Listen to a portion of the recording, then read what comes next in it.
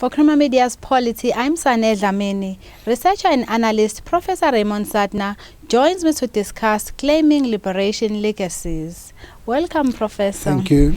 In the end, your column does not say whether or not the DA was entitled to claim to be carrying out Mandela's dream. Can you elaborate on that? Well, I consciously did not go into the question of whether or not the DA is entitled to use Mandela's name. I heard on the radio when I was coming here that Zuma was attacking them for doing this. I don't really want to get into bashing the DA. I think that they laid themselves open to this from last year when they had that photograph of Mandela embracing Helen Suzman, claiming that they have this liberation history.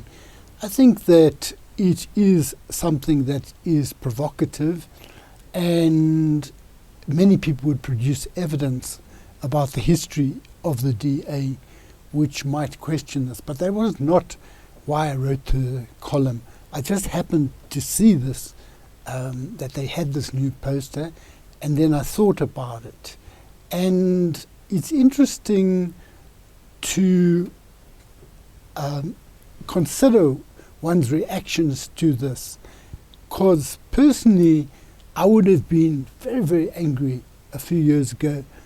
Now I'm sort of fairly indifferent, and it's because I don't think that the ANC can any longer claim to be the sole heir to the legacies or the primary heir to the legacies of Nelson Mandela. There's no doubt that Nelson Mandela belonged to only one organization.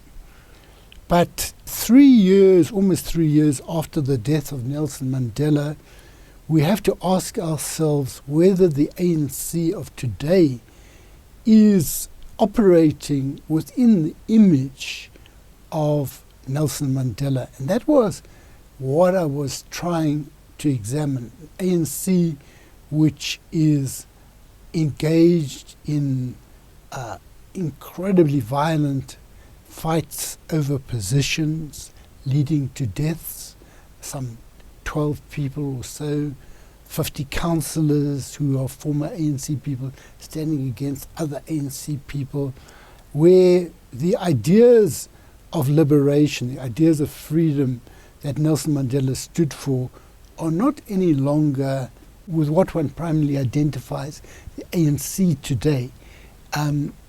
In fact, as I said, I think in the article, if you look at all these disputes, there's not one dispute where one can say it's about this policy or about this direction, about left or right, things like that. Now, in the time of Mandela, there were differences. Gear was introduced, for example, in 1996, and you had a lot of differences of opinion about gear. You had a lot of debates, even from the time when Mandela was elected president of the ANC in 1991. You had a lot of debates, a lot of differences of views, which people used to argue over, directions that they used to argue over. In fact, when Zuma replaced Thabo Mbeki, the reasons given for replacing Mbeki were not to do with positions per se, but with the direction that he was taking. Whether they were telling the truth or not telling the truth is another matter, but Thabo Mbeki represented particular direction, particular type of leadership of the ANC, and there were patronage networks connected with Mbeki, but they were not. There was not this level of corruption, and there weren't all these fights for jobs and things like that. There was primarily a battle of ideas, and I think what we find today is ANC is not identified with a battle for ideas. It's identified with a battle for loot, and that is the difference, and that is why I don't think it can claim the multiple legacies of Mandela. Now, the legacies of Mandela are not simple. A lot of people say it's very simple to say what Mandela stood for. I don't think it's simple. I think Mandela changed a lot over time, and I think that we would have to debate the complexity of Mandela's life and the meanings. I say meanings, not meaning, because it is something which needs to be discussed a lot. You also say it will take time for the ANC as well as for South Africans to recover the democratic values. What do you envisage?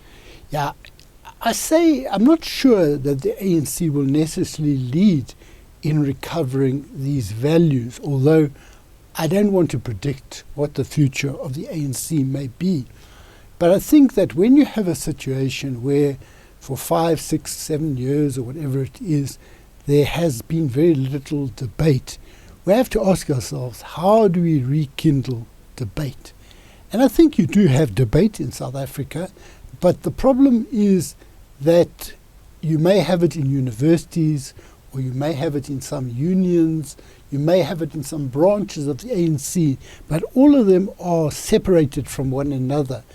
And I think it will take time, and we need to avoid thinking that this has to be institutionalized. For example, Parliament, according to the Constitution, is the primary debating chamber in South Africa.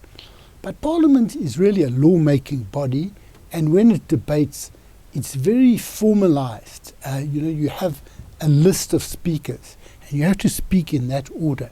So if what number one says, number two speaker says is something you find repugnant, and you are down for number 10, you can't reply immediately to number 2. By the time it gets to what you have to say, people have forgotten that. So it's not what I have in mind when I say recovering these values. You need people in small groups to be reading things, discussing things, thinking about things in faith-based organizations, in unions, in youth organizations, civic organizations. In the 1990s, you used to see a lot of young men and women carrying around books or discussing things. If I went down, I was head of political education in the ANC. If I went down to East London or Queenstown or to somewhere in Limpopo, people would have some article or some book, and they'd say to me, tell me now, what does so-and-so mean by this, and what exactly does Gramsci, what are his ideas? There was this hunger for ideas at the time, and I think that came also from the spirit of the 80s and also from the MK camps. People used to debate a lot. Now all of that has to be recovered. It doesn't mean you recover exactly the same ideas as they had, but you have to recover a spirit of inquiry, a spirit of interest in the history of the country and of its liberation struggle, but also the challenges that we face now. Every one of us must be willing to revisit what we believed in. Like, I'm a person who taught some of these people who are giving the most trouble. I was head of political education. I worked with them, Beki Cele, Senzo Munu, all of these people I worked with them. And, there's something wrong with what I was communicating if they have the ideas that they've got now. So I've got to ask myself, what was it that I was putting across that has these results or contributes presumably to some of these results? Thank you, Professor. That was Professor Raymond Suttner speaking to Creamer Media's Polity about claiming liberation legacies.